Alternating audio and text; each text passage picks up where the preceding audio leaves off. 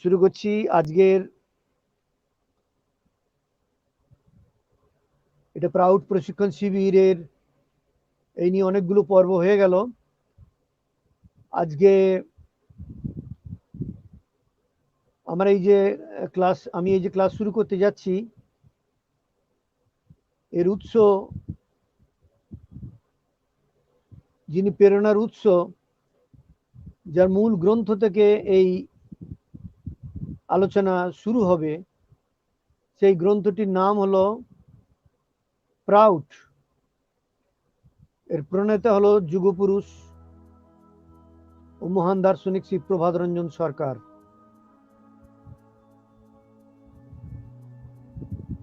তিনি মানবজাতির সার্বিক কল্যাণার্থে একটা শোষণমুক্ত নতুন পৃথিবী গড়ার লক্ষ্যে এই সামাজিক অর্থনৈতিক তত্ত্ব দিয়েছেন।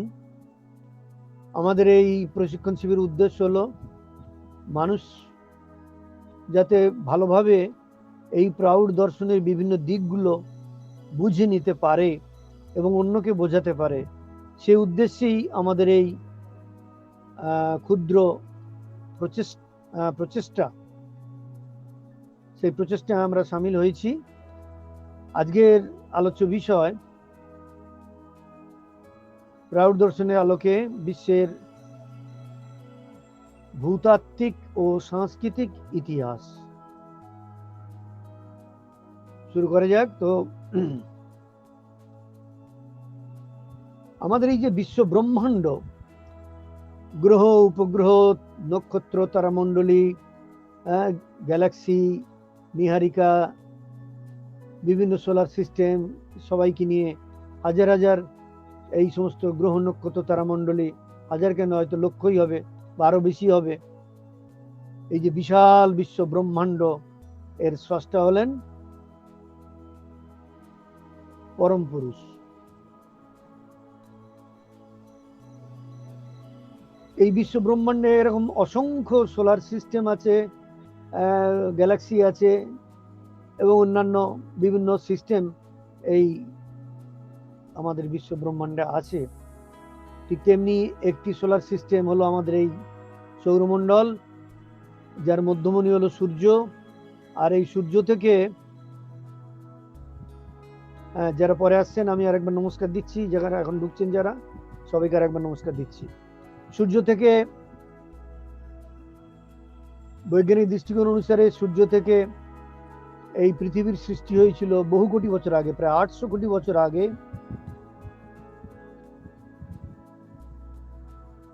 জ্বলন্ত সূর্য তো একটা জ্বলন্ত অগ্নিপিণ্ড বা গ্যাসোপিণ্ড, সেখান থেকে ছিটকে অতি প্রাকৃত কারণ ছিল, যেটা আমাদের জানা নেই।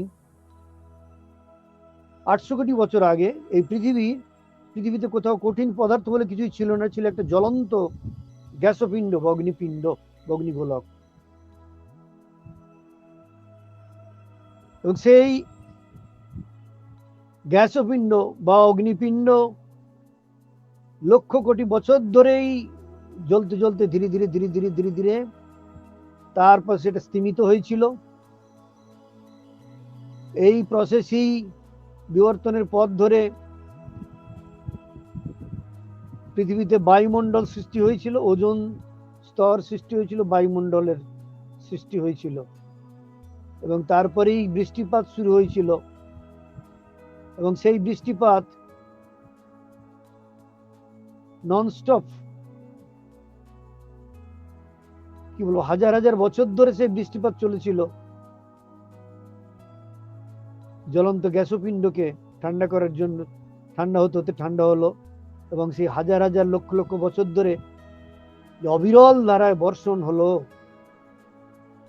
সেই বর্ষণের ফলে পৃথিবী হয়ে গেল জলময়। সমুদ্র, আমরা বর্তমানে পৃথিবীর 3 ভাগ জল, 1 ভাগ স্থল বলা হয়। এই যে জলময় পৃথিবী, এর মধ্যভাগটা ছিল জলময় পৃথিবী। এই জলময় পৃথিবীর ধীরে ধীরে ধীরে ধীরে স্তর পড়তে লাগলো, যেমন দুধ ফুটিয়ে ঠান্ডা করতে রেখে দিলে সে দুধের ওপর সর পড়ে, ঠিক তেমনি এই যে জলবেষ্টিত পৃথিবীর হাজার হাজার লক্ষ লক্ষ বছর ধরে তার উপর স্তর পড়তে পড়তে সেটা ধীরে ধীরে কঠিন পদার্থে রূপান্তরিত হতে লাগলো, এবং এইভাবেই স্থলভাগের সৃষ্টি হলো প্রথম। পৃথিবীর স্থলভাগ সৃষ্টি হয়েছে মাত্র 230 কোটি বছর আগে, যদিও পৃথিবীর সৃষ্টি 800 কোটি বছর। তাহলে চিন্তা করুন, এই 800 কোটি থেকে 600 কোটি বছর এই পৃথিবীর অগ্নিপিণ্ড, গ্যাসপিণ্ড, অগ্নিগোলা আগুনটা নিভতে এবং এই জলময় হতে সময় লেগেছিল এই প্রসেসে, প্রায় 600 কোটি বছর। তারপর পৃথিবীতে জল এলো, মানে ধীরে ধীরে বিবর্তনের পথ ধরে এক সময় প্রাণও এলো,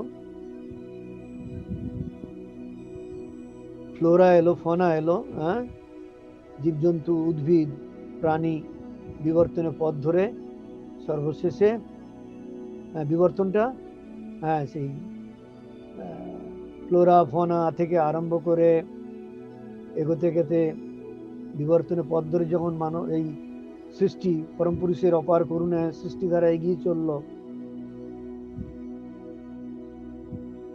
এককোষী প্রাণী অ্যামিবিয়া থেকে বহুকোষী প্রাণী সৃষ্টি হলো, এবং ধীরে ধীরে কি বলে জলজ জীব, মাছ, ফিশ থেকে উভচর প্রাণী, অ্যাম্ফিবিয়া থেকে রেপটাইলস থেকে অ্যাভিস থেকে ম্যামাল, যত বিবর্তনের পথ ধরে এগিয়ে চলে পৃথিবী সৃষ্টির পথ ধরে এগিয়ে চলতে লাগলো সামনের দিকে। ম্যামালেরও সর্বোচ্চ ধাপ ধীরে ধীরে ওরাংওটাং, গরিলা ইত্যাদি গ্রুপিফিকেশন হতে লাগলো, হয়ে একটা গ্রুপে ওরাংওটাং, গরিলা, শিম্পাঞ্জি, একটা গ্রুপে অস্ট্রালোপিথেসিন। ওরাংওটাং, গরিলা, শিম্পাঞ্জির বুদ্ধির বিকাশটা আর ততটা এগোলো না যতটা এগোলো অস্ট্রালোপিথেসিনের ক্ষেত্রে। এই অস্ট্রালোপিথেসিন আরো বিবর্তিত হতে হতে অস্ট্রালোপিথেসিন পৃথিবী থেকে হারিয়ে যাওয়ার আগে উপহার দিয়ে গেল হোমো ইরেক্টাসকে। অস্ট্রালোপিথেসিন হারিয়ে গেল, উত্তরসূরি দিয়ে গেল হোমো ইরেক্টাস, মানব জাতির পূর্বসূরি, আমাদের প্রণম্য পূর্বসূরি। আর সেই হোমো ইরেক্টাস বিলুপ্ত হওয়ার আগে উপহার দিয়ে গেল হোমো স্যাপিয়ান, অর্থাৎ আমরা মানুষের, আমাদের ইমিডিয়েট পূর্বসূরি। এর আগে এই যে ম্যামাল এসছে, ম্যামালের আগে পরবর্তীকালে আরো ম্যামালের আগেও ডিভিশনটা ছিল ভার্টিব্রেট এবং ইনভার্টিব্রেট প্রাণী, মেরুদণ্ডী এবং অমেরুদণ্ডী প্রাণী। অনেকটাই আগে, এটা অ্যাভিসের পর, অ্যাভিস অর্থাৎ না, অ্যাভিসের আগে, অ্যাভিস তো মেরুদণ্ড আছে, তারও আগে এইভাবে ভাগ হয়ে গিয়েছিল মেরুদণ্ডী অমেরুদণ্ডী প্রাণী। মেরুদণ্ডী প্রাণীর মধ্যে এইভাবে বিকাশ হতে হতে তারপরে আবার এই দ্বিপদ, বাইপেড আর কোয়াড্রোপেড, দ্বিপদী প্রাণী, চতুষ্পদী প্রাণী। সর্বশেষে এই ম্যামালদের মধ্যে আবার দ্বিপদ ও চতুষ্পদী ম্যামাল, বিভিন্ন প্রাণীকুল, শেষে এই হোমোস্যাপিয়ান, না হোমোস্যাপিয়ান বলবো না, শুধু ওরাংওটাং, গরিলা, শিম্পাঞ্জি এরাও দ্বিপদী প্রাণী, কিন্তু এদের বুদ্ধির বিকাশটা ধীর গতিতে হতে লাগলো, কিন্তু হোমোস্যাপিয়ানের বুদ্ধির বিকাশটা দ্রুত গতিতে হতে লাগলো। হোমো ইরেক্টাস থেকে হোমোস্যাপিয়ান ধীরে ধীরে এগিয়ে চললো। এই যে মানুষ জাতির আবির্ভাব আজ থেকে 10 লাখ বছর আগে, এটা জানেন আপনারা সবাই। আমার গুরুদেব শ্রী শ্রী আনন্দমূর্তিজি তথা প্রাউড প্রবক্তা, তিনি বলেছেন বিভিন্ন জায়গায়, এই 10 লাখ বছর এই যে মানুষের সৃষ্টি হয়েছিল, এই 10 লাখ বছরের কি বলবো 9 লাখ বছরই এই কি বলবো প্রস্তর যুগ, তারপরে বোন এজ, প্রথমে বনে প্রস্তরে যুগ, তারপরে অস্থি যুগ, এই দুটো যুগ মিলে প্রায় 9 লক্ষ বছর কেটে গিয়েছিল। বিবর্তনটা খুবই ধীর গতিতে হচ্ছিল। তারপরে যখন লৌহ যুগ এলো 1 লাখ বছর আগে, এই লৌহ যুগের থেকেই মানব জাতির বিবর্তনটা খুব দ্রুত গতিতে হতে লাগলো। যেহেতু পৃথিবীর স্থলভাগ সৃষ্টি হয়েছে মাত্র 230 কোটি বছর আগে, আর সেই সময় টার্সিয়ারি যুগের শেষাশেষি ও ক্রেটারিয়ান যুগের গোড়ার দিকে পৃথিবীর বুকে গন্ডোয়ানাল্যান্ডের উদ্ভব হয়েছিল, প্রথম উদ্ভব হয়েছিল। সে সময় পৃথিবীর মধ্যভাগ ছিল জলময়। আজ থেকে 30 কোটি বছর আগে, অর্থাৎ টার্সিয়ারি যুগের শেষাশেষি ও ক্রেটারিয়ান যুগের গোড়ার দিকে, প্রথম দিকে পৃথিবীর বুকে প্রথম গন্ডোয়ানাল্যান্ডের উদ্ভব হয় 30 কোটি বছর আগে। বিশ্বের বুকে প্রথম স্থলভাগ, প্রাচীনতম ভূমি, পিয়ার সরকারের কথায়। অর্থাৎ এই ভূমিটা ছাড়া পৃথিবীর বাকি ভূমি সবই ছিল জলময়। সেদিন আরব সাগর বলে কিছু ছিল না, ছিল না বঙ্গোপসাগর বলে কিছু, ছিল না হিমালয় পর্বত, ছিল না উত্তর ভারত, সবই এগুলো সমুদ্র ছিল। ছিল না আজকের তিব্বত দেশ অথবা হিমালয়ের পাদদেশের কোন রাজ্য। হিমালয় ছিল না, তার পাদদেশের রাজ্য কোথায় থাকবে? একটিমাত্র অবিচ্ছিন্ন ভূমিখণ্ড সেদিন পরিব্যাপ্ত হয়েছিল, যার অংশবিশেষ আজকের আফ্রিকা মহাদেশ, আফ্রিকা মহাদেশের পূর্বাংশ, ভারতীয় উপমহাদেশ যা ছিল উত্তর গোলার্ধের অংশবিশেষ, মালয়েশিয়া, ইন্দোনেশিয়া, অস্ট্রেলিয়া, আর ওদিকে কানাডা, আর্জেন্টিনা, দক্ষিণ আমেরিকার কিছু অংশ।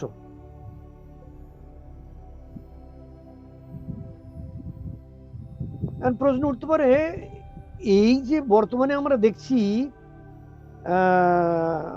হ্যাঁ সেটা আসছি, তার আগে যেটা বলবো, এই যে বিশাল ভূমিখণ্ড, এই যে একদিন বিস্তৃতি ছিল আরব সাগর, বঙ্গোপসাগর, ইন্দোনেশিয়া দ্বীপপুঞ্জ, দক্ষিণ ভারতের মালভূমি, দক্ষিণ পূর্ব আফ্রিকা, ওশিয়ানিয়া অবধি, ভূতত্ত্ববিজ্ঞান ও জ্যোতির্বিজ্ঞানীরা তার নামকরণ করেছিল এই ভূমিখণ্ডের গন্ডোয়ানা ল্যান্ড। কেন গন্ডোয়ানা ল্যান্ড? না, এই গন্ডোয়ানা ল্যান্ডের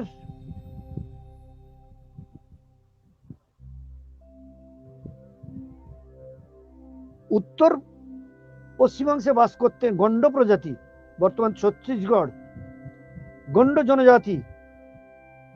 এই বিশাল ভূমিখণ্ডের মধ্যভাগে তারা বসবাস করতেন। এই মধ্যাঞ্চলের ভূমি অবশ্য গন্ডোয়ানাল্যান্ডের প্রাচীনতম মৃত্তিকা ছিল না, পিয়ার সরকারের কথায়। যদিও তারা প্রথম জনজাতি, প্রথম ওইখানে বসবাস করতেন, কিন্তু ওই জায়গাটা যেখানে মধ্যাঞ্চল গন্ডোয়ানাল্যান্ডের, সেইটা কিন্তু প্রাচীনতম মৃত্তিকা ছিল না। 30 কোটি বছরের প্রাচীন এই যে ছত্তিশগড়ি অঞ্চলে, সেই গন্ডদেরই উত্তরপুরুষরা আজও বসবাস করে চলেছে।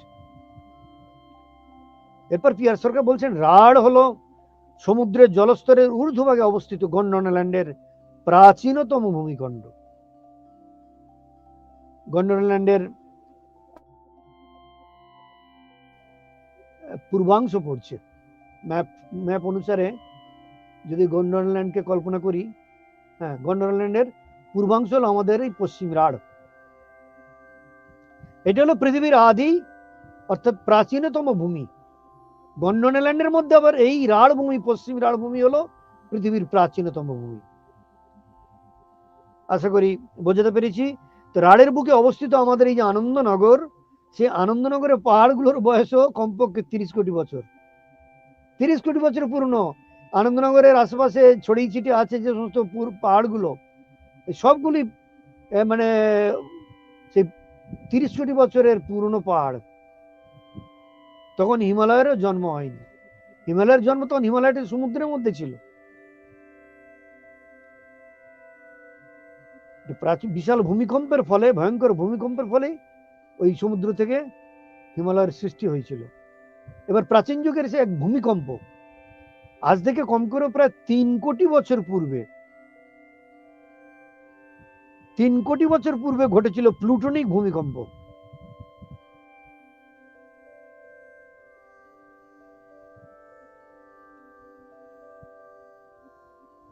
তো 3 কোটি বছর, আমি যেটা বলছি, এই যে পৃথিবীর স্থলভাগ সৃষ্টি হয়েছে মাত্র 230 কোটি বছর আগে, এটা পরিপূর্ণ রূপ পেতে হয়তো আরো সময় গিয়েছিল, তাই এখানে 3 কোটি বছর হিসাবটা ধরলে ঠিকই মনে হবে।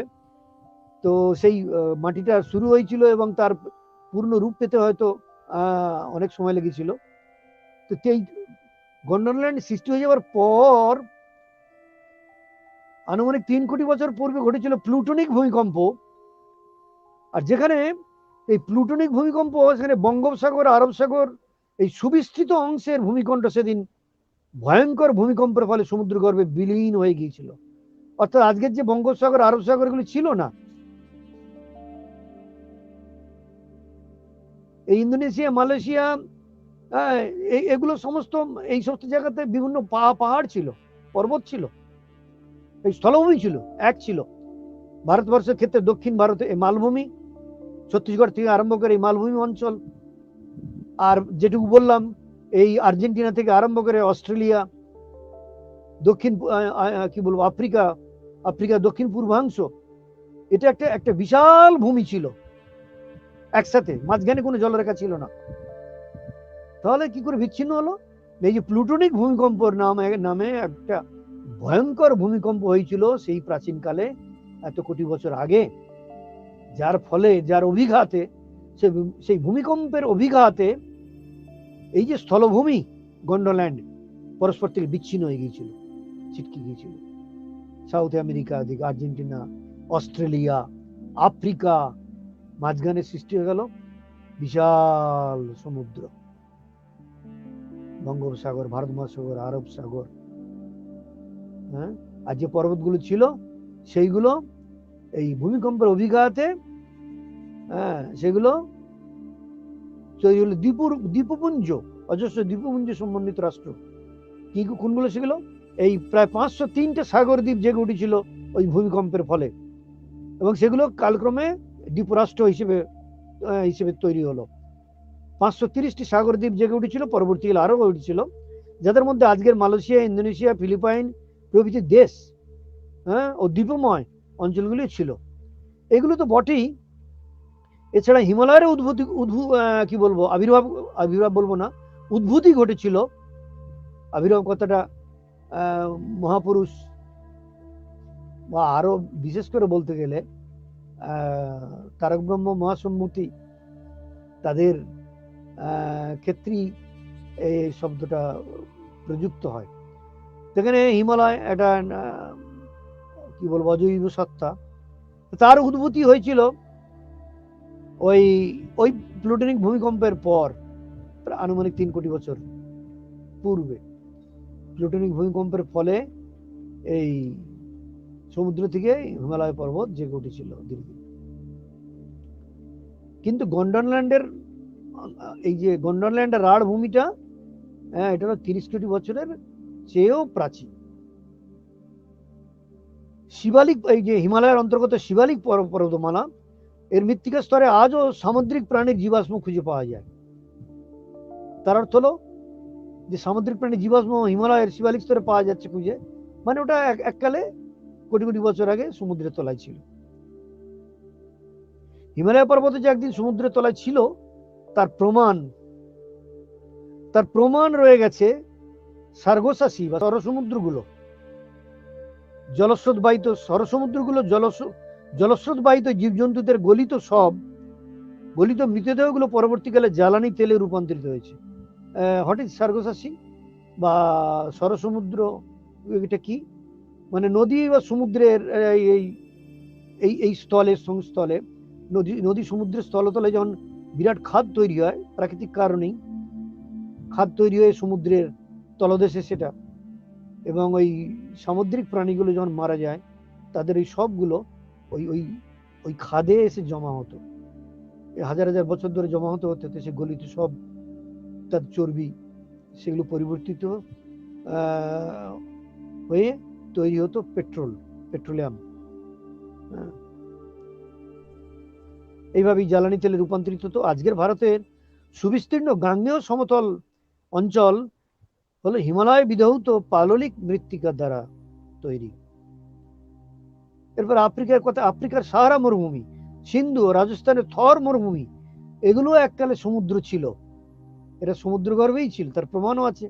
তাদের বাড়িয়ালি কি বলবো, তাদের বালিয়াড়ি গুলো সমুদ্র সঞ্জাত, সেখানে বিভিন্ন জীবাশ্মরও খোঁজ পাওয়া যায় যেগুলো সামুদ্রিক প্রাণীর।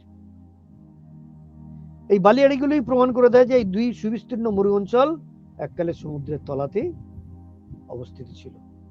এবার আসা যাক রাঢ়ের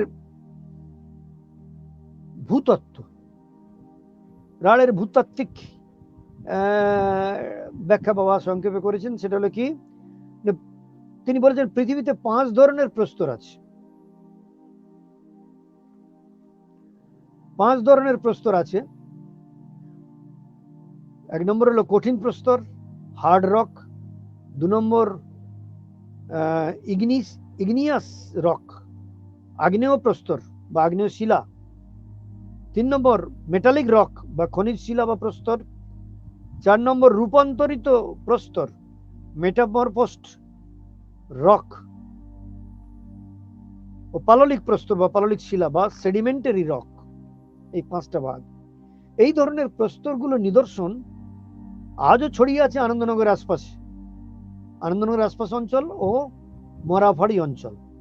মরাপাহাড়ি, হ্যাঁ, জায়গাটার নাম ছিল মরাপাহাড়ি, অর্থাৎ মরা মানে মৃত আর পাহাড়ি মানে পাহাড়, অর্থাৎ যে পাহাড়টা মরে গেছে। সেই মরাপাহাড়ি থেকে কথ্য বাংলায় আজকে মানুষ বলে মরাফাড়ি, যেখানে Bokaro steel plant, still city তৈরি হয়েছে, এই মরাফাড়ি জায়গাটার নাম। ওইখানে স্থানীয় মানুষরা মরাফাড়ি বলে।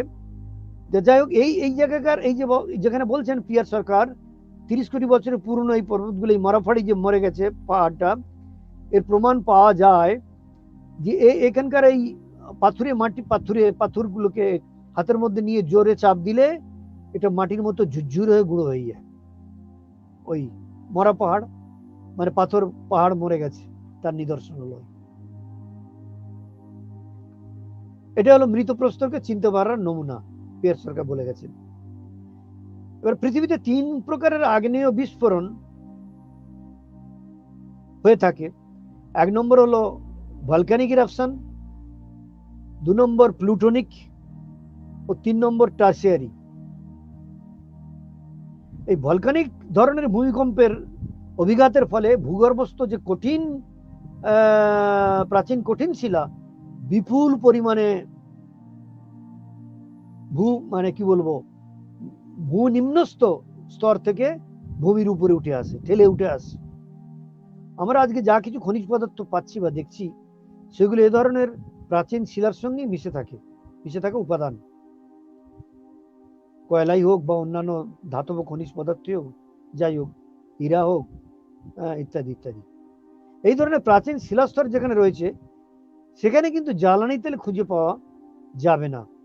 রাঢ়ের পশ্চিমাঞ্চলে জ্বালানি তেল খুঁজে পাওয়া যাবে না, কেন? প্রাচীন শিলাস্তর এর উপস্থিতি, মানে পৃথিবীর আদি বাসভূমি তো সেখানে।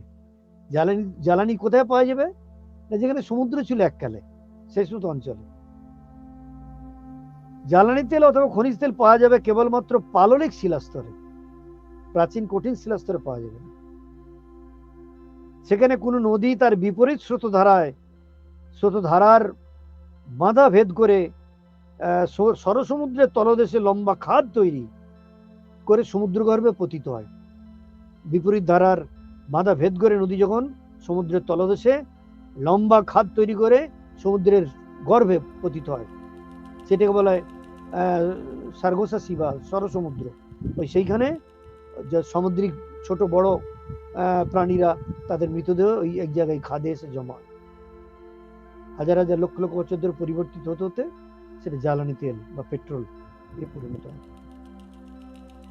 তাহলে এগুলো পুরুলিয়া বাঁকুড়ার প্রাচীন কঠিন শিলা থেকে আমরা পাচ্ছি লোহা, সোনা, ট্যাংস্টন, ম্যাঙ্গানিজ, মার্কিউরি, সালফেট জাতীয় অনেক ধরনের মূল্যবান খনিজ পদার্থ। পশ্চিম ইরানে জ্বালানি তেলের প্রাপ্তির সম্ভাবনা খুবই কম, খুবই কম। বিশেষ কয়েক ধরনের নদী উপত্যকা থেকেই জ্বালানি তেল পাওয়া সম্ভব। যেখানে নদীবক্ষ, ইয়াসকে বলছেন, সিমটমগুলো বলছেন, যেখানে নদীবক্ষ খুবই প্রসারিত, খুবই চড়া হয়ে গেছে, সেই ধরনের এলাকায় পেট্রোল পাওয়ার সম্ভাবনা রয়েছে বেশি। তিনি উদাহরণ দিয়ে বলছেন দুর্গাপুর অবধি দামোদরের নদীবক্ষ ততটা প্রশস্ত নয়, তাই এই অবধি দুর্গাপুর অবধি যে দামোদরের নদীবক্ষ, এখানে পেট্রোল পাওয়ার সম্ভাবনা কম, খুবই কম।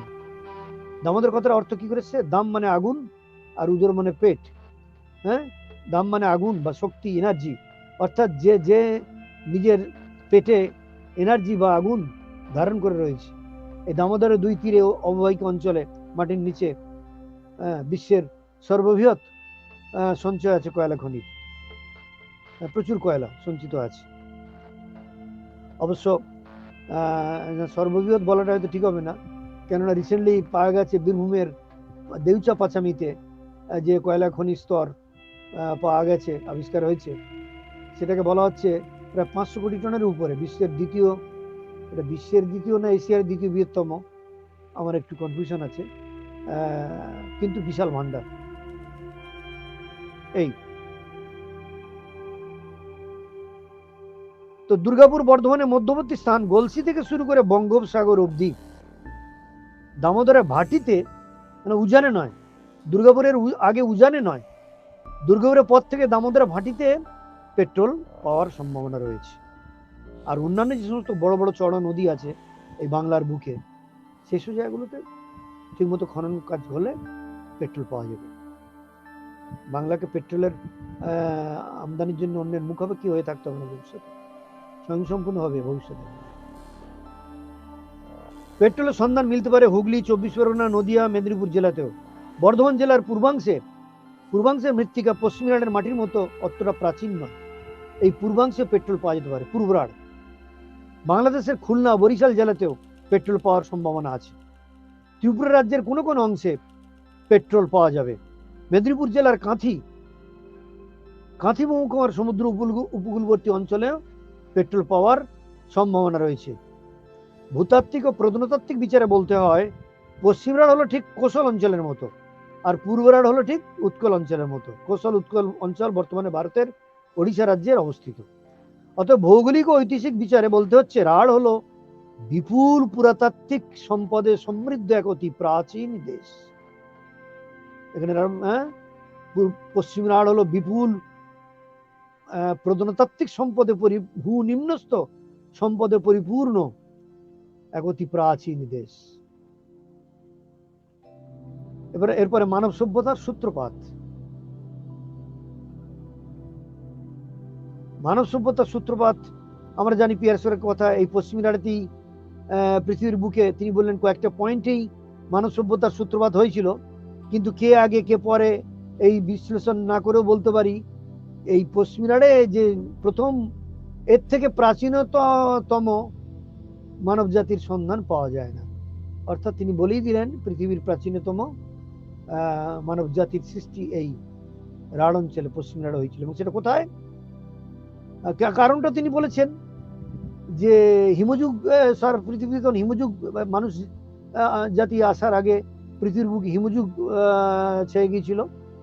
এই পশ্চিম রাঢ়ে হিমযুগের মেয়াদটা ছিল খুব অত্যল্পকাল, এবং হিমযুগ শেষে উষ্ণতার পরশ পেয়ে গিয়েছিল এখানকার পশ্চিম রাঢ়ের মাটি, আবহাওয়া অনুকূল ছিল, তাই পৃথিবীর মধ্যে প্রথম এখানেই মানব জাতির সৃষ্টি হয়েছিল। এবং সেই জায়গাটা কোথায় তিনি নির্দিষ্ট করে বলেছিলেন যে যেখানে কংসাবতী নদীর অববাহিকা, দামোদর নদের অববাহিকা এবং সুবর্ণরেখা নদীর অববাহিকা পরস্পরের কাছাকাছি এসছে, সেই এলাকাটা, সেই অঞ্চলটাই হলো পৃথিবীর আদি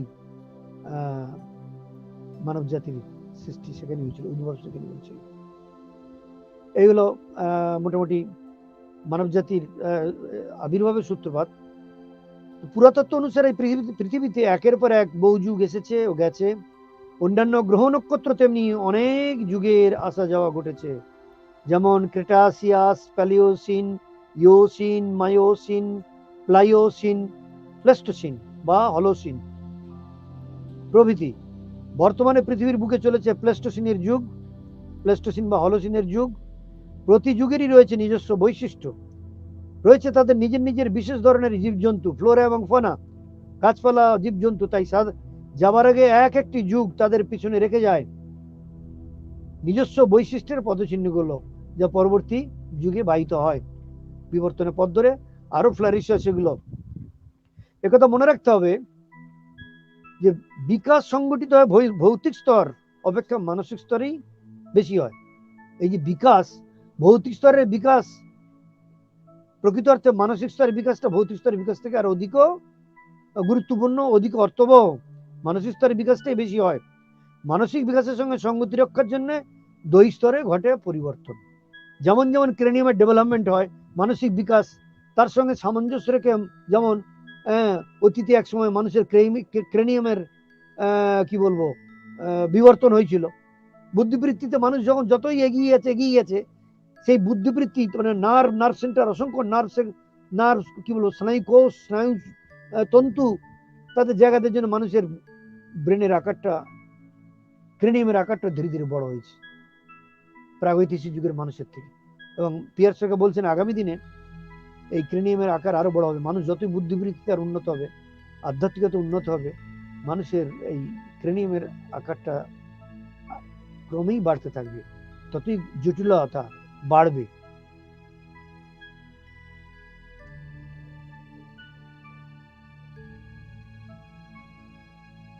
মানুষদের এই কি বলবো এই যে পরিবর্তনটা হচ্ছে সংরচনাগত জটিলতার প্রশ্নেও আবার পুরুষ নারীর শরীরের মধ্যে নানা পার্থক্য আমরা দেখি। সংরচনাগত জটিলতা, পুরুষ দেহ নারী দেহ মধ্যে সেখানে পার্থক্য, সংরচনাগত জটিলতা আমরা দেখি। মানুষদের বিকাশ অনুযায়ী তাদের চিন্তার ভাবজগতেরও পরিবর্তন হয়। এটা তার নির্ভর করে মানুষের মানসদেহ, মানসপট, মেন্টাল স্টেজটা, মেন্টাল প্লটটা কেমন, তার উপর নির্ভর করে তার চিন্তা জগতের ভাবধারা, তার হাবভাব, তার আচার আচরণ ইত্যাদি। এইভাবে মানুষ জগৎ, ভাব জগতে পরিবর্তন এসে যায়। আজ থেকে 1 লক্ষ বছর পূর্বে মানব জাতির মানসভূমিতে বিরাট পরিবর্তন এসেছিল, ওই লৌহ যুগে, যেটা বলছিলাম একটু আগে। যদি পৃথিবীতে 10 লক্ষ বছর আগে মানব জাতির আবির্ভাব হয়েছিল, কিন্তু আধুনিক মানুষের উদ্ভব হয়েছিল ওই 1 লক্ষ বছর আগে, লৌহ যুগ যখন থেকে শুরু হলো। তারপরেও তারা সভ্য হয়ে ওঠার আগে আরো দীর্ঘ বছর, হাজার হাজার বছর অতিক্রান্ত হয়ে গেছে। অবশেষে কি হলো, আজ থেকে প্রায় 15,000 বছর আগে সভ্যতার জয়যাত্রা শুরু হলো। সভ্যতার যে বিচারে সভ্যতা মানদণ্ড বলতে পারি আজ থেকে, সেটা হলো ঋগ্বেদের সময়কাল থেকে, আনুমানিক 15,000 বছর আগে থেকে এই মানব সভ্যতার যাত্রা, রাজপথে সভ্যতা জয়যাত্রা শুরু হয়েছে। সেটা হলো ঋগ্বেদীয় সভ্যতা, পৃথিবীর প্রাচীনতম সভ্যতা। আমরা জানেন বেদ মূলত 4টি ভাগে ভাগ হয়েছে, ঋক, সাম, যজু এবং অথর্ব। সামবেদ হলো সংগীতাংশ, আমি অন্যত্র এর আগে রিলিজিয়াস ডগমা ক্লাসে বলেছি সেখানে। আর সামবেদ হলো সংগীতাংশ। বেদের প্রাচীনতম অংশ এই সময় সৃষ্টি হয়েছিল। ঋগ্বেদটা পুরোপুরি ভারতবর্ষের বাইরে তৈরি হয়েছিল, আর্যরা তখন ভারতবর্ষে ঢোকেইনি। বেদের আমরা এই তথ্যটা জানতে পারি, বেদের প্রাচীনতম অংশের ভাষা ঋগ্বেদের ভাষা ও 15,000 বছর আগের মানুষের ব্যবহৃত ভাষার মধ্যে একটি নিকট সাদৃশ্য, তা থেকে অনুমতি হয় 15,000 বছরের প্রাচীন। বৈদিক সভ্যতা আমি আগেই বলেছি পৃথিবীর প্রাচীনতম সভ্যতা। প্রগতির পৃথিবীর বুকে ক্রমান্বয়ে বিভিন্ন সভ্যতা এসছে। এই বৈদিক সভ্যতা, ভারতীয় সভ্যতা, সিন্ধু সভ্যতা, চাইনিজ সভ্যতা, চৈনিক সভ্যতা, মিশর সভ্যতা, রোমান সভ্যতা ইত্যাদি পৃথিবীর বুকে বিভিন্ন মায়া সভ্যতা এসছে। এই যে সভ্যতার কি বলবো যে প্রগতি, প্রগতি আর নির্দিষ্ট করে বলতে গেলে বলি অগ্রগতি। চারটে মানদণ্ড, চারটে স্মারক। 1 নম্বর হলো কৃষি, চাকা, পোশাক ও অক্ষর। এই চারটি স্মারক সহ পূর্ণাঙ্গ মানব সভ্যতার প্রথম সূত্রপাত ঘটেছিল 7000 বছর আগে। আজ থেকে প্রায় এই আনুমানিক 7 থেকে 7.5 বছর আগে সদাশিব ভগবান মানব সভ্যতার ইতিহাসে প্রথম তারক ব্রহ্মের আবির্ভাব সেই সময়। অর্থাৎ সদাশিবের আবির্ভাবের সময় থেকেই প্রকৃত মানব সভ্যতার জয়যাত্রা শুরু বলা যেতে পারে। যদিও 15,000 বছর আগে ঋগ্বেদী সভ্যতা যাত্রা শুরু হয়েছিল, কিন্তু সেই সময় তো মানুষ অগ্নি আবিষ্কার হয়নি, চাকা আবিষ্কার হয়নি, পোশাক তো ছিলই না, মানুষ উলঙ্গ থাকতো, তারপরে কি বলবো, অক্ষর জ্ঞান হয়নি। এই ভগবান সদাশিবের আবির্ভাব যখন হলো, তখন তার আগেই এসে গিয়েছিল এই চারটি স্মারক। কৃষি, মানুষ কৃষি আবিষ্কার করেছিল, চাকা আবিষ্কার করেছিল, পোশাক, বস্ত্রবায়ন শিখেছিল। প্রথমে তো জঙ্গলের কি বলবো পশুর কি বলবো চর্ম, পশু চর্ম, তারপর গাছের বাকল, প্রথমে গাছের বাকল, তারপর পশু চর্ম দিয়ে শরীর আবৃত্তি করতো, লজ্জানে আবৃত্তি করতো। তারপরে বস্ত্রবায়ন একসময় শিখলো, তারা সুতো তৈরি করতে শিখলো, বস্ত্র শিখলো, আগুনের আবিষ্কার শিখলো। এইভাবে বিবর্তনের পথ ধরে মানব সভ্যতা এগিয়ে গেল। তো সত্যিকারের ঋগ্বেদী সভ্যতা 15,000 বছর আগে হলেও প্রকৃত সভ্যতা ধরা হয় সদাশিবের সময় থেকে। প্রথম যে মানুষ চিত্রধর্মী বর্ণমালার আবিষ্কার করেছিলেন সেটাও 7,000 বছরের পরবর্তীকালে। প্রথম দর্শন মানুষ সৃষ্টি করেছিল সেটাও 7,000 বছর পরে, আজ থেকে প্রায় 4,000 বছর আগে বিশ্বের বুকে প্রথম দার্শনিক দর্শনের সৃষ্টি করেছিল। তিনি হলেন মহর্ষি কপিল। কপিলের সাংখ্য দর্শন। তিনি ওই পশ্চিম রাঢ়ের সন্তান ছিলেন। পাটঝালদা গ্রাম তার ছিল বাড়ি, পুরুলিয়ার পাটঝালদা গ্রাম। তিনি সর্বকালের জন্য মানুষের কাছে স্মরণীয় ও শ্রদ্ধাস্পদ হয়ে থাকবেন সেই কি বলবো দার্শনিক কপিল, মহর্ষি কপিল। তার সাংখ্য দর্শন বিশ্বের বুকে প্রথম দর্শন দিয়েছিলেন। স্থানকাল পাত্রের বিবর্তনের সঙ্গে সঙ্গে শারীরিক পরিবর্তন সাধিত হয়, আর শারীরিক পরিবর্তনের সাথে সাযুজ্য রেখে মানসিক পরিবর্তন হয়ে থাকে। এই মৌলিক মানবিক মূল্যবোধগুলো যেখানে যুগে যুগে খুব কমই পরিবর্তন হয়, কিন্তু সামাজিক মূল্যবোধগুলো সেখানে বিশেষ বিশেষ সময়ের প্রভাবশালী সামাজিক মনস্তত্ত্বের সঙ্গে সংগতি রক্ষার জন্য পরিবর্তিত হয়ে থাকে। এই সামাজিক মূল্য আর মৌলিক মানবিক মূল্য, আমি সম্বন্ধে আমার রেকর্ডেড ভিডিও সিরিজগুলো আমি পোস্ট করেছি ইউটিউব চ্যানেলে বা ফেসবুক পেজ প্রাউড মানব মুক্তির পথ। সেখানে এগুলো আপনারা দেখে নিতে পারেন। সেখানে মানবিক মূল্য কাকে বলা হচ্ছে, সামাজিক মূল্য কাকে বলা হচ্ছে, বিস্তৃত সেখানে আপনারা দেখে নিতে পারেন। আমি এগিয়ে যাচ্ছি। এবার আসি, পিয়ার সরকার বলছেন 4টি মুখ্য জাতি। এই পৃথিবীতে 4টি মুখ্য জাতি আছে, তারা হলো অস্ট্রিক, আর্য, মঙ্গোলীয়, নিগ্রো। এই জাতি চতুষ্টের মধ্যে অন্যান্য মানব জাতি এবং সাবরেস এর পার্থক্য রয়েছে। পিয়ার সরকার বলছেন এদের মধ্যে পার্থক্যগুলো 2টি পদ্ধতিতে ঠিক করা যায়। একটা হলো নাসিকা সূচক পদ্ধতি, একটা হলো করটি সূচক পদ্ধতি।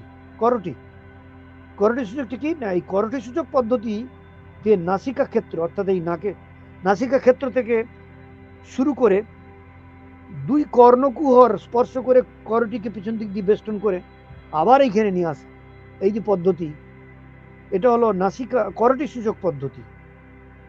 আর নাসিকা সূচক পদ্ধতি হলো কোনো নাসিকার এই সর্বনিম্ন ভূমি থেকে নাসিকাগ্র অবধি পরিমাপ, এর একটা ভিন্ন পদ্ধতি। উদাহরণস্বরূপ আর্যদের নাসিকা সূচকের আয়তন ক্ষুদ্র, কিন্তু তাদের করটি সূচকের আয়তন বড়। সে তুলনায় নিগ্রোদের নাসিকা সূচকের আয়তন বড়, কিন্তু করটি সূচকের আয়তন সাধারণ পরিমাপের। নিগ্রোদের মাথার চুলগুলো হয় কোঁকড়ানো, কারণ তাদের চুলের গোড়ায় সঞ্চিত চর্বিতে অধিক মাত্রায় পারদ বা মার্কারি জমে থাকে। সেই জন্য চুলটা কুঁকড়ে কুঁকড়ে যায়। এবার 4টি রেসের খুব সংক্ষেপে বৈশিষ্ট্যগুলো আমি আলোচনা করব। অস্ট্রিকদের বৈশিষ্ট্য, অস্ট্রিক জাতির, অস্ট্রিক জনগোষ্ঠী। এই অস্ট্রিক কথাটা শব্দের ব্যুৎপত্তিগত রূপ হলো অস্ত্র প্লাস ইকন সমান অস্ট্রিক, অর্থাৎ শব্দটির অর্থ দাঁড়ায় যে মানুষটি অস্ত্র বহন করে, সে অর্থ অস্ট্রিক। এই অস্ট্রেলিয়া এবং অস্ট্রিয়া দেশ দুটির নাম ওই অস্ট্রিক শব্দ থেকে এসছে। অস্ট্রিক জনগোষ্ঠী হলো গন্ডোনাল্যান্ডের আদিম অকৃত্রিম অধিবাসী। তারা গন্ড উপজাতি নামে পরিচিত ছিল, গন্ড বা গন্ড। তারা ছিলেন দীর্ঘকায়, তাদের গাত্রবর্ণ ছিল, তাদের গায়ের রং ছিল কালো, কৃষ্ণবর্ণ। এই অস্ট্রিক জনগোষ্ঠী দুটি প্রধান উপশাখায় বিভক্ত ছিল। তাদের একটি শাখার নাম হলো রাজগন্ডা বা সর্দার, অপরটি নাম হলো ধ্রুবা গন্ডা বা সাধারণ গন্ডা।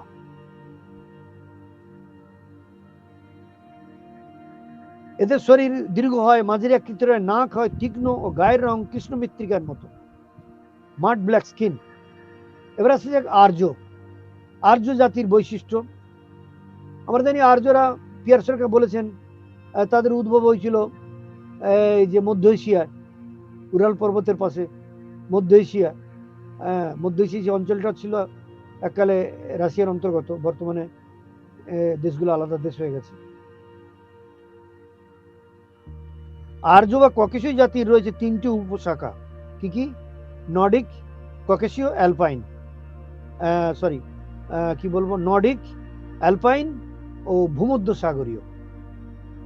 এদের মধ্যে যারা নর্ডিক শ্রেণীভুক্ত আর্যরা বাস করে উত্তর মেরুর কাছাকাছি জায়গায়, অর্থাৎ স্ক্যান্ডিনেভিয়ান কান্ট্রিগুলো, Denmark, Sweden, Norway, Finland, Iceland. ডেনমার্কের মধ্যে আছে আবার উপনিবেশ গ্রিনল্যান্ড। এইগুলো হলো উত্তর মেরুর খুব কাছাকাছি। এখানে উত্তর মেরুর কাছাকাছি জায়গাগুলো বছরে 6 মাস দিন 6 মাস রাত। এই দেশগুলো এই এখন এই গরমকাল শুরু হয়েছে। এই গরমকালে আমি এই স্ক্যান্ডিনেভিয়ান কান্ট্রি আইসল্যান্ড বাদ দিয়ে, গ্রিনল্যান্ড বাদ দিয়ে, ডেনমার্ক, সুইডেন, নরওয়ে, ফিনল্যান্ডে অনেকদিনই ছিলাম, বেশিরভাগ সময় নরওয়ে এবং সুইডেন। তো সেখানে দেখেছি এই গরমকালে জুলাই মাসে নরওয়ের রাজধানী অসলো, সেখানে অন্ধকার হতো। এটা মানে অসলো হলো নরওয়ের একদম দক্ষিণ প্রান্তে। যে উত্তর প্রান্ত, এই 3টে দেশের উত্তর প্রান্তটা একদম ফিনল্যান্ড, নরওয়ে আর সুইডেন, এদের উত্তর প্রান্তগুলো প্রায় জুড়ে আছে উত্তর মেরুতে, আর্কটিক এরিয়া, আর্কটিক জোন, সুমেরু প্রদেশ। সেখানে দক্ষিণাংশেতে রাত্রি 9টা 10টা তখনও খটখটে সূর্য, অথচ মানুষ জানা দরজা পর্দা দেয়া, শুনশান শহর। আমি রাতে খাওয়ার পরে হাঁটতে বেরোতুম দেখতে রাস্তাঘাটে গাড়ি 2-1টা চলছে, লোকজন নেই, 2-1টা লোক কচ্ছিত কচ্ছিত দেখা যাচ্ছে, অথচ গনগনে সূর্যের তাপ, সূর্য একদম গনগনের সূর্যের আলো। আমরা পুজো করতে যেতাম, অমাবস্যাতে বাইরে পুজো করতে যেতাম। তো সেখানে রাত্রি 12:30 বেজে গেছে, তখনও অন্ধকার হয়নি। আবছা আবছা আবছা, একটু দূর থেকে দেখা যাচ্ছে, দাঁড়িয়ে থাকলে দেখা যায় আবছা আবছা অন্ধকার। গাঢ় অন্ধকার হয়ই না বলতে গেলে 1-1.5 ঘন্টা, 1:30, 1:30 এবং 2:30 থেকে আবার সেই অন্ধকার কেটে যেত। 2:30টার পর থেকে ধীরে ধীরে ধীরে ধীরে সকাল হতে শুরু করত। এই ছিল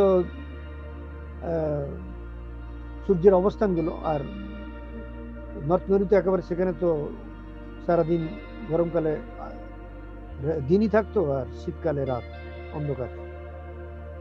আমি আমার বক্তব্যে এগিয়ে যাই। আর্যরা, এই যে স্ক্যান্ডিনেভিয়ান কান্ট্রি, এই দেশের লোকগুলো হলো এদের রেশিয়াল জাতিগত বিচারের হলো নর্ডিক শ্রেণীর সাবরেস।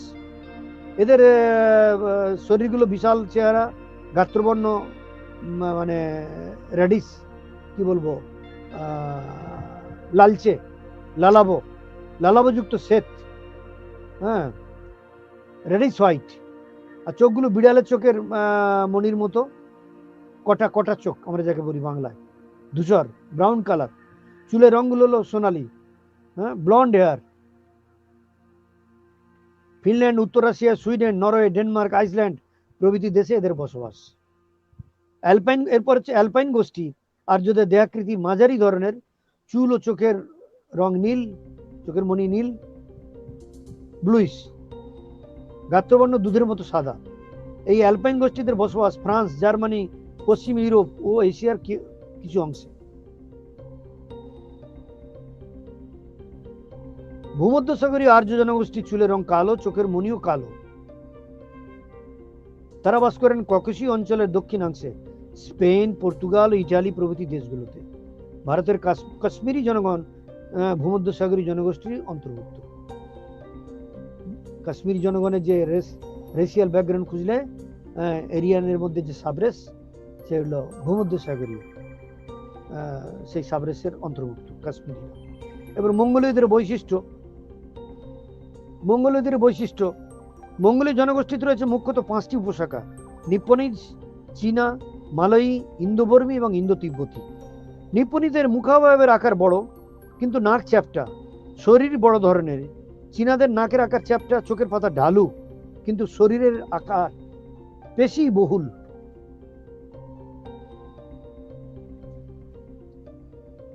মঙ্গোলীয় গোষ্ঠীর শাখাগুলোর মতো এদেরও গাত্রবর্ণ হরিদ্রা বর্ণের হয়ে থাকে। শরীর অবশ্য লোম খুব কম। মালয় শাখার মানুষের বসবাস মালয়েশিয়া, ইন্দোনেশিয়া, ফিলিপাইন্স প্রভৃতি দেশগুলোতে। এদের দেহ শীর্ণকায়, ক্ষুদ্রাকৃতি, নাক চ্যাপ্টা। ফিলিপিন প্রজাতির মানুষদের মুখের আকার ছোট। এ প্রসঙ্গে একটা কথা বলা ভালো, ইন্দোনেশিয়ায় মালয় ভাষার উৎপত্তি হয়েছে কিন্তু সংস্কৃত ভাষা থেকে। ইন্দোবর্মী শাখার মানুষেরা তুলনামূলকভাবে চেহারায় বড়সড়, নাকটা চ্যাপ্টা। এদের আবাসস্থল ত্রিপুরা, মণিপুর, মিথেই, মিজোরাম, বর্মা, থাইল্যান্ড প্রভৃতি দেশের সুবিস্তীর্ণ অঞ্চলে। ইন্দো তিব্বতীয় শাখার লোকেরা বসবাস করত, এখনো করে, তিব্বত, লাদাখ, কিন্নর, নেপাল ও উত্তর বাংলায়। বোরো, থারু, গুরুং, নেওয়ারি, শেরপা, ভুটিয়া, লেপচা, খাসিয়া প্রভৃতি উপজাতি ইন্দো তিব্বতীয় গোষ্ঠীভুক্ত। এদের দেহাকৃতি আর্যদের মতোই, নাকের গড়ন চ্যাপ্টা, দেখতে কিন্তু খুব সুশ্রী, নাকটা একটু চ্যাপ্টা। এদের ভাষা একদিন তৈরি হয়েছিল সংস্কৃত ভাষার মিশ্রণে। এরা যে কথা বলার মধ্যে নাসিকা ধ্বনির প্রাধান্য থাকে। লিপির নাম টেংরি। ইন্দীয় তিব্বতীয় ধ্বনি বিজ্ঞানে র ধ্বনির ব্যবহার হয় কদাচিৎ।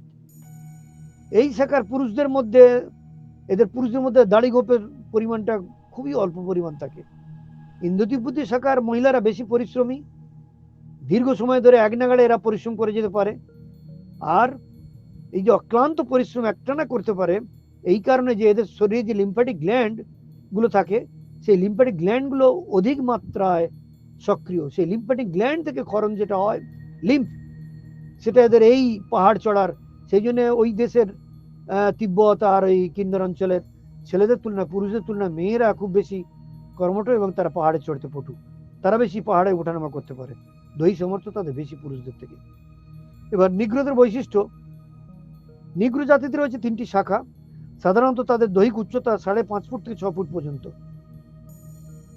জুলু উপজাতিদের গড় উচ্চতা 6 ফুট বা তারও অধিক, কিন্তু পিগমিদের উচ্চতা 5 ফুটেরও কম। এই পিগমি ও জুলু উপজাতিদের রক্ষার যথাযথ ব্যবস্থা গ্রহণ করা দরকার। কেন? এরা বিলুপ্ত প্রায় প্রজাতি হয়ে যাচ্ছে। এবার বিমিশ্র জাতি, এই যে মূল রেসগুলোর সাথে পারস্পরিক ব্লেন্ডিং হয়ে যে ব্লেন্ডেড জাতিগুলো, উপজাতিগুলো, সাবরেসগুলো তৈরি হয়েছে, সে সম্বন্ধে পিয়ার সরকার কি বলছেন? পৃথিবীর বিভিন্ন জাতি ও প্রজাতির মধ্যে আজ রক্তের মিশ্রণ ঘটেছে যথেষ্ট পরিমাণে। কেউ যদি রক্তের বিশুদ্ধতার ক্লেম করে যে আমরা আর্য জাতি বিশুদ্ধ রক্তের ধারক ও বাহক, পিয়ার সরকারের মতে পৃথিবীর বুকে আর কোনো জাতির মধ্যে রক্তগত বিশুদ্ধতা নেই, সব জায়গায় মিশ্রণ হয়ে গেছে। এ সম্বন্ধে তিনি অনেক গল্পও বলেছেন, অফ দি রেকর্ড। গল্প না, এগুলো সত্যি কথায় আমাদের বাংলারই ঘটনা তুলে নিয়ে এসছেন, কিভাবে আর্য রক্তের সঙ্গে তথাকথিত সেই সমাজের শূদ্র রক্তের মিশ্রণ হয়েছে। তার লোমহর্ষক কাহিনী তিনি, একটা লোমহর্ষকই বলবো, এবং আটকোটার মতো কাহিনী তিনি তুলে ধরেছিলেন। সেটা অবশ্য এখানে আমি বলছি না। যেমন উদাহরণ দিচ্ছেন যে বিমিশ্র জাতিগুলোর মধ্যে তিনি উদাহরণ দিয়েছেন, যেমন বাঙালি জনগোষ্ঠী। বাঙালি জনগোষ্ঠীর রক্তে মিশেছে অস্ট্রিক, মঙ্গোলীয়, নিগ্র রক্ত। কিন্তু অন্যত তিনি বলেছেন এই নিগ্র রক্তের পরিমাণটা বাঙালি রক্তের, বাঙালি জনগোষ্ঠীর মধ্যে খুব কম মিশেছে। এই অস্ট্রিক প্লাস নিগ্র, এই দুটো জনগোষ্ঠীর মিলনের ফলে তৈরি হয়েছে দ্রাবিড়ী জনগোষ্ঠী। এই বাংলার রক্তের মধ্যে এই অস্ট্রিক, মঙ্গল আর দ্রাবিড় রক্তের সংমিশ্রণটা বেশি হয়েছে। এবং আরো অন্যত তিনি বলেছেন রাঢ়ের কৃষ্ণাভ মানুষের সঙ্গে অর্ধশুভ্র আর্যের সংমিশ্রণ হয়েছে। অর্থাৎ অপ্রত্যক্ষভাবে সাবরেস আর্য জাতির মিশ্রণ ও বাংলাতে হয়েছে। সেটা কিভাবে, যেন আমি এই আমার পরের কথাগুলো আমি যেখানে যাচ্ছি বললে ব্যাখ্যা করলে বয়ে যাবে কিভাবে হয়েছে। দ্রাবিড়দের দেহে প্রবাহিত হচ্ছে অস্ট্রিক, নিগ্র, শোণিত ধারা। বাঙালিদের মধ্যে যাদের গায়ের রং ফর্সা তাদের দেহে রয়েছে আর্য রক্ত, আর্য রক্তের প্রাধান্য, তাদের রক্তে মিশেছে আর্য রক্ত। আমাদের রাঢ় অঞ্চলে মঙ্গোলীয় রক্তের মিশ্রণ রয়েছে কম। যতই রাঢ় মানে পশ্চিম রাঢ়ের দিকে যতই যাবেন আপনি, অস্ট্রিক ব্লাডের প্রাধান্য, সেখানে আর্য রক্তের প্রাধান্যটা নেই বললেই চলে। নেই তো, এমনকি মঙ্গোলীয় রক্তের মিশ্রণ ঘটছে কম, কচ্ছিত আপনি নজরে পড়বে। যদিও আজ যে জনগোষ্ঠীকে আমরা বাঙালি বলে জানি মানি, তাদের শরীরে বইছে অস্ট্রিক, মঙ্গল, নিগ্র সংজাত দ্রাবিড়ী শোণিত ধারা এবং অপ্রত্যক্ষভাবে পরোক্ষভাবে আর্য রক্ত। কিন্তু বাংলার ভূমিখণ্ডে যতই দক্ষিণ পশ্চিম দিকে এগোতে থাকবো ততই বাঙালি জনগোষ্ঠীর মধ্যে মঙ্গোলীয় রক্তের প্রভাব কমতে থাকবে, অর্থাৎ এই যে পশ্চিম রাঢ়ের দিকে। আর যতই বাংলার উত্তর পূর্ব কোণের দিকে এগিয়ে যাব তাহলে দেখবো সেখানে মঙ্গোলীয় রক্তের আধিক্য প্রভাব। মঙ্গোলীয় পীতবর্ণ, মঙ্গল ব্লাড, রাজবংশী সম্প্রদায় এবং আরো বিভিন্ন সম্প্রদায় মঙ্গোলীয় ব্লাডের প্রাধান্য। মিথিয়ার মানুষেরা অস্ট্রিক, নিগ্র, মঙ্গোলীয়দের সংমিশ্রণে গড়ে উঠেছে, কিন্তু তাদের মধ্যে যারা দীর্ঘকায় তাদের উপর মঙ্গোলীয় প্রভাব বেশি। বাংলার যত পূর্ব দিকে এগিয়ে যাবে ততই দেখবে বাঙালির দৈহিক উচ্চতা হ্রাস পাচ্ছে, কিন্তু পশ্চিম দিকে যদি যাওয়া দেখবে দৈহিক উচ্চতা বাড়ছে, মানুষেরা দীর্ঘদেহী। ওই রক্তগত মিশ্রণের জন্য তেমনটি হয়ে যাচ্ছে। বাংলার আরামবাগ, কিষানগঞ্জ ও আংরার মধ্যবর্তী অঞ্চল দিয়ে যদি একটা কাল্পনিক সীমারেখা টানা যায় তবে দেখা যাবে এই অঞ্চলের মানুষেরা তুলনামূলকভাবে দীর্ঘকায়। আবার সোন নদীর ওপারে বসবাসকারী, বিহারের সোন নদীর ওপারে বসবাসকারী মানুষদের দেহ বড় সড়ো, ওই অঞ্চলের জন্তু জানোয়ারদের শরীরও বড় সড়ো। ভোজপুরে মানুষদের দীর্ঘ দেহের তুলনায় গয়া ও ঔরঙ্গাবাদ অঞ্চলে বসবাসকারী মানুষেরা কিছুটা খর্বকায়। ওই অঞ্চলের জন্তু জানোয়ারদের শরীরের আকৃতি ছোট, অর্থাৎ গয়া ঔরঙ্গাবাদ এলাকায়। স্থানীয় জেবু জাতীয় প্রাণীরা এখানে পাটনি গাই, এক ধরনের গরু নামে পরিচিত। এই পাটনি গাই ভারতের অন্যান্য অঞ্চলের জেবুদের চেয়ে দীর্ঘকায়, কিন্তু পশ্চিম দেশের গরুদের তুলনায় আকারে ছোট। অর্থাৎ যত পশ্চিম দিক যাচ্ছেন ভারতবর্ষের আকার চেহারাতে, ভোজপুর ছেড়ে আর যত গাড়োয়াল অঞ্চলে, কুমায়ুন অঞ্চলে যাচ্ছেন, গাড়োয়াল সমাজ উত্তরাখণ্ডে যাচ্ছেন, দীর্ঘকায় পাঞ্জাব, ডোগরি, জাট, হরিয়ানা, ততই চেহারা দীর্ঘকায়, সুবল সুঠাম, কি বলবো, দীর্ঘকায় চেহারা, শক্তপোক্ত চেহারা হয়ে যাচ্ছে, অর্থাৎ ওই রক্তগত মিশ্রণের কারণে। আচ্ছা, দক্ষিণ ভারতে রয়েছে আরেক মিশ্র জাতি। ওই অঞ্চলে ব্রাহ্মণদের গাত্রবর্ণ ফর্সা, তার কারণ তারা এসেছিল উত্তর ভারত থেকে। মাদ্রাজের মানুষদের মধ্যে যাদের গাত্রবর্ণ কালো তাদের উদ্ভব ঘটেছে অস্ট্রিক ও নিগ্রয়েড গোষ্ঠীর সংমিশ্রণে, তাই তাদের বর্ণ কালো। দক্ষিণ ভারতে ব্রাহ্মণদের দুটো ভাগ রয়েছে, একটা হলো আয়ার, একটা হলো দ্বিতীয় হলো আয়েঙ্গার। আয়ার ব্রাহ্মণরা হলো শৈব আর আয়েঙ্গার ব্রাহ্মণ হলো বৈষ্ণব। ভারতের তৃতীয় বিমিশ্র জনগোষ্ঠীর উদাহরণ হলো হিমাচল প্রদেশের শিরমৌরি অঞ্চলে বসবাসকারী মানুষেরা। এদের রক্তে মিশে আছে অস্ট্রিক জাতির রক্ত ধারা ও ভূমধ্যসাগরীয় আর্য শাখার রক্ত ধারা। গাত্রবর্ণ কালো। এককালে এই শিরমৌরি অঞ্চলে ভৌগোলিক আয়তন ছড়িয়ে পড়েছিল কুমায়ুন অঞ্চল থেকে সিমলা অবধি। ঔরঙ্গজেবের রাজত্বকালে রাজপুতরা এই অঞ্চলে অনুপ্রবেশ করেছিল। এবার কিন্নর অঞ্চল আসে যাক। কিন্নর অঞ্চলে মানুষদের গাত্রবর্ণ হলো হলুদ বা বাদামি। এই কিন্নর হলো হিমাচল প্রদেশেরই একটা জনজাতি উপজাতি গোষ্ঠী, যাদের গায়ের রং গাত্রবর্ণ হলুদ বা বাদামি, নাক চ্যাপ্টা ধরনের, কিন্তু দেখতে স্বর্গের কথা বলে, স্বর্গের অপ্সরাদের মতো সুন্দর। কিম প্লাস নর অর্থাৎ কিন্নর, অর্থাৎ এরা কি মানুষ না দেবতা? স্বর্গের অপ্সরা, এতই সুন্দর দেখতে। নাকটা যদি একটু চ্যাপ্টা, কিন্তু মুখাবয়ব এতই সুন্দর, মনে হতে মানুষ না দেবতা, অপ্সরা। অনুরূপ ভাবে তিব্বত দেশটাকেও প্রাচীনকালে বলা হতো কিম পুরুষ বর্ষ। এই কিন্নর আর তিব্বত এই অবস্থানগত বিচারে এরা কাছাকাছি, ভৌগোলিক অবস্থানগত বিচারে। সে দেশের এই তিব্বতীয় অর্থাৎ তিব্বত দেশকে বলা হতো কিম পুরুষ বর্ষ প্রাচীনকালে। সে দেশের পুরুষদের মুখে দাড়ি খুব কমই হয়, দেখা যায়। আর মেয়েরাও সেখানকার মেয়েরা ঢিলা ঢালা পোশাক পরে, যার ফলে একটু দূর থেকে দেখে বোঝা যায় না কে পুরুষ আর কি মহিলা। হ্যাঁ, মুখগুলো পুরুষদের মুখে তো দাড়ি থাকে না, দাড়ি গোপ থাকে না, একটু দূর থেকে বোঝা মুশকিল কে পুরুষ আর কে মহিলা, অর্থাৎ কিম নর। হ্যাঁ, কিম পুরুষ বর্ষ। ভারতে বসবাসকারী বর্তমান মানুষের মধ্যে রয়েছে ভূমধ্যসাগরীয় আর্যদের দুটি গোষ্ঠী। একটি হলো সিরীয় ভূমধ্যসাগরীয় শাখাভুক্ত মানুষ,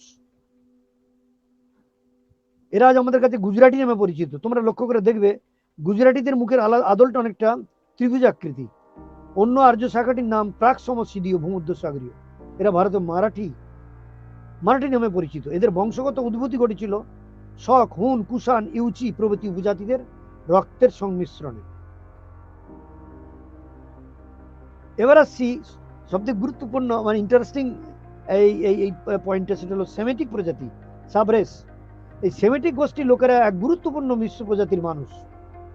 এদের শোণিত ধারায় মিশে আছে আলপাইন শ্রেণীর আর্য রক্ত, ভূমধ্যসাগরীয় আর্য রক্ত, নিগ্রো মধ্যাঞ্চলের মঙ্গল রক্ত। আজ থেকে 15,000 বছর আগে এদের মধ্যে এই রক্তের মিশ্রণ ঘটেছিল। এই বিমিশ্র জনগোষ্ঠীকে আজ সেমিটিক বলা হয়। সেমিটিক প্রজাতির মানুষদের কয়েকটি বিশেষ চারিত্রিক বৈশিষ্ট্য আছে, যেমন বৌদ্ধিক প্রবণতা, কোন একটা কাজ শুরু করলে সেটাকে শেষ না করা অবধি লেগে থাকার মানসিক ধৈর্য, মানসিক সংকল্প। এদের আদি বাসভূমি ছিল পারস্য ব্যতিরেকে পশ্চিম এশিয়ার মধ্য দক্ষিণাঞ্চল, আজকে যা মধ্য প্রাচ্য বলা হয়, মিডল ইস্ট যাকে বলা হয়। এবার সেমেটিক জনগোষ্ঠীর মূল ভাষা ছিল হিব্রু। আজ থেকে 1,500 বছর পূর্বে উত্তর ও দক্ষিণে দুটো ভাষায় বিভক্ত হয়ে গিয়েছিল এই হিব্রু। পরিবর্তিত দক্ষিণী ভাষার নাম হয় আরবি, হিব্রু পরিবর্তে আরবি হয়, উত্তরী ভাষার নাম হয় হিব্রু। উত্তরাংশের সেমিটিকদের গায়ের রং কিছুটা ফর্সা হলেও ভূমধ্যসাগরীয় যে আর্যদের তুলনায় ছিল কম ফর্সা। কিন্তু দক্ষিণাংশের সেমিটিক মানুষদের গায়ের রং কালচে ধূসর। পুরাতন হিব্রু ভাষা ও আরবি লেখা হয় ডান দিক থেকে বাঁ দিকে। উভয় ভাষার মধ্যে রয়েছে নিকট সম্পর্ক। যেমন প্রাচীন হিব্রু জোসেফ থেকে আরবিতে হচ্ছে ইউসুফ, জ্যাকব হয়ে যাচ্ছে ইয়াকুব, সলোমন হয়ে যাচ্ছে সুলেমন, অদম হয়ে যাচ্ছে আদম ইত্যাদি। এই হিব্রু এবং আরবি জনগোষ্ঠীর মধ্যে সুন্নত প্রথা চালু রয়েছে সেই প্রাচীনকাল থেকে। সার্কামসেশন জাতি, বর্ণ, ধর্ম নির্বিশেষে প্রাচীনকাল থেকে এই সেমেটিক প্রজাতিভুক্ত সকল মানুষের মধ্যে এই প্রথা চলে আসছে।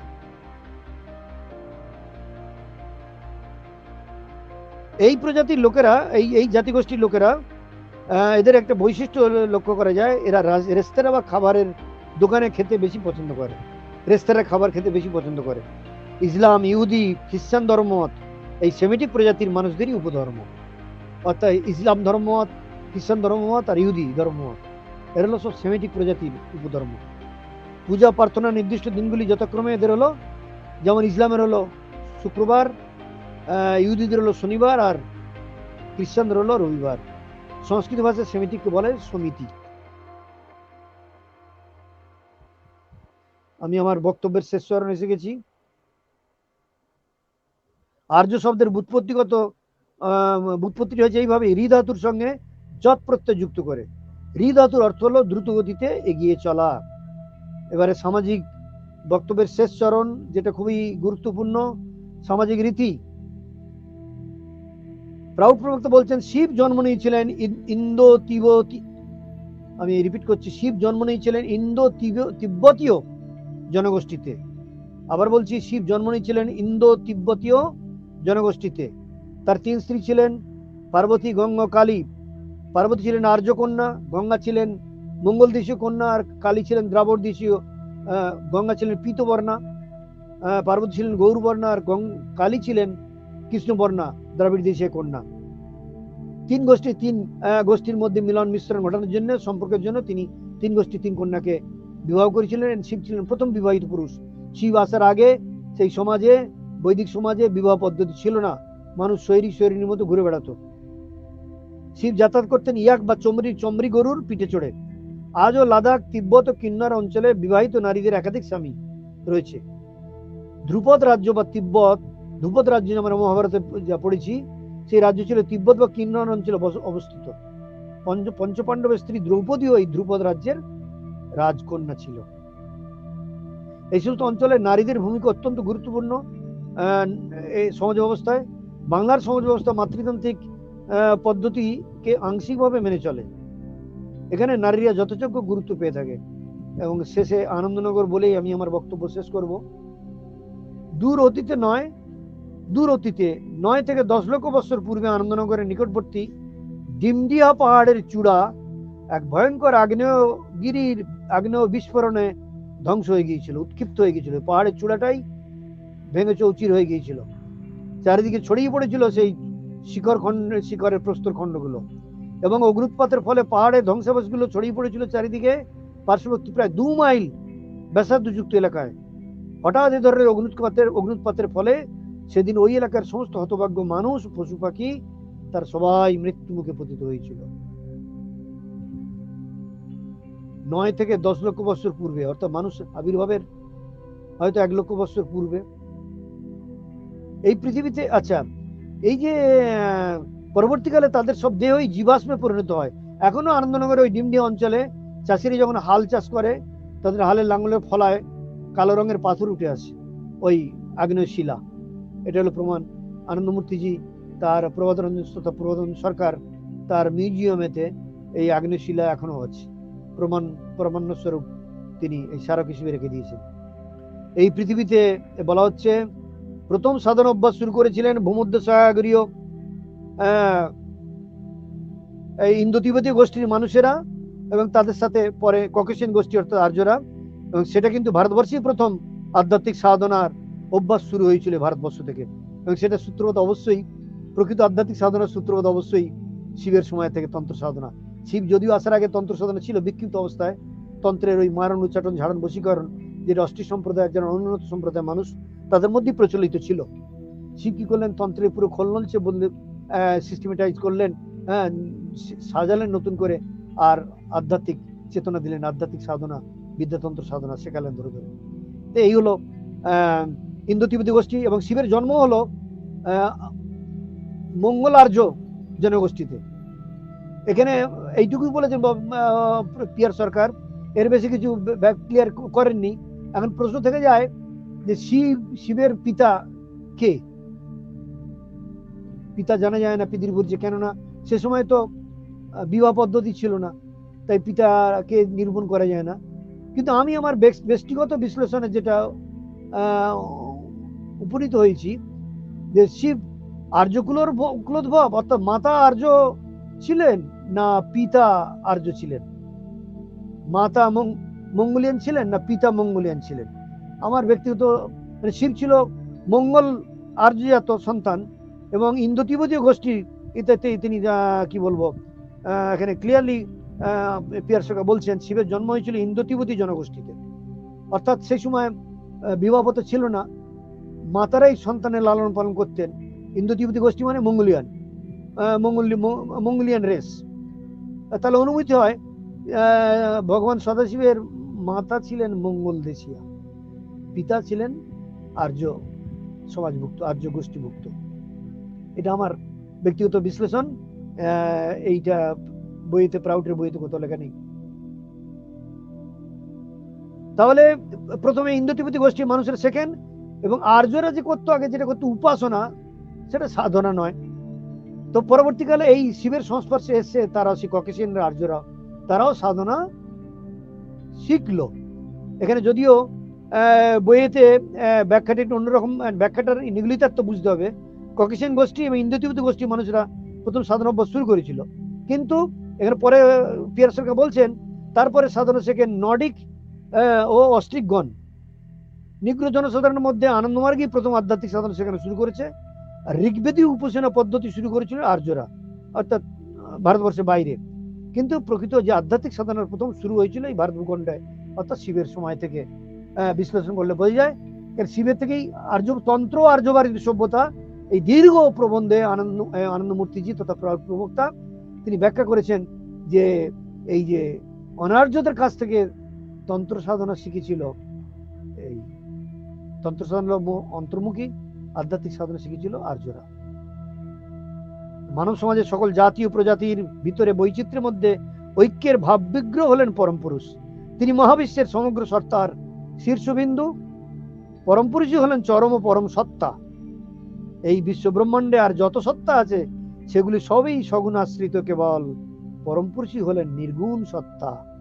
তিনিই সবার পিতা, সকল পিতার পিতা, পরম পিতা। আমার এটা একটা ইতিহাস প্রাউড টপিকের অন্তর্ভুক্ত, এবং এখানে অনেক কিছু গুরুত্বপূর্ণ ইতিহাস বলতে কি তিনি অনেক গুরুত্বপূর্ণ তথ্য দিয়েছেন। আশা করি আপনাদের কাজে লাগবে, অন্যকে বলতে সুবিধা হবে। আমার বক্তব্যে আলোচনায় এখানেই সমাপ্তি টানলাম। নমস্কার।